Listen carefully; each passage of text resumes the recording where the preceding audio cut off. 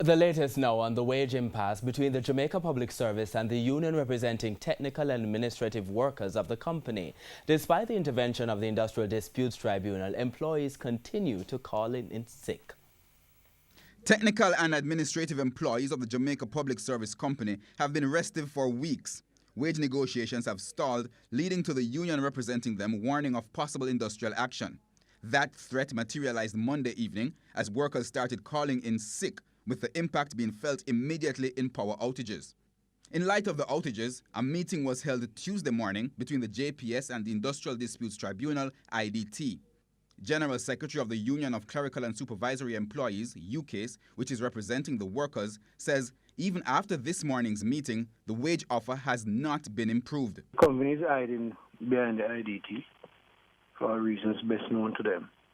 So we are not aware of any offer being put on the table. It's understood that at the end of Tuesday's meeting, the IDT issued a directive for workers to resume work. Mr. Levy says there is no guarantee of normalcy come Wednesday morning, as the IDT has no authority to instruct sick employees to work. If they're not in good health, then I don't expect them to return to work. But we will be having further discussions with them during the course of the evening to find out, how the people are feeling, etc. Because, this is a very serious matter. It is heartbreaking, quite frankly, to see the company treating the workers in this kind of a manner. And to add insult to injury, they have paid themselves bonuses, performance incentives, all of that they have paid to themselves.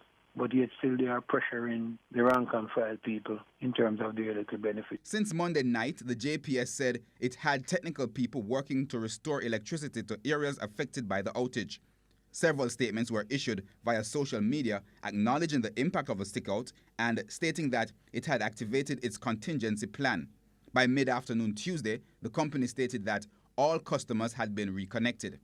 Mr. Levy says he's not sure what will be the next step, as there is now a serious trust issue. We've been at the Ministry of Labour from last week, Monday, to yesterday, and they have reneged on all of the commitments that they have made. So clearly this is not a management that can be trusted as we speak. Something has to change, something might have to give, and if I was part of the board of directors or the owners of the company, I surely would have to take a look at my management team. Herman Green, TVJ News.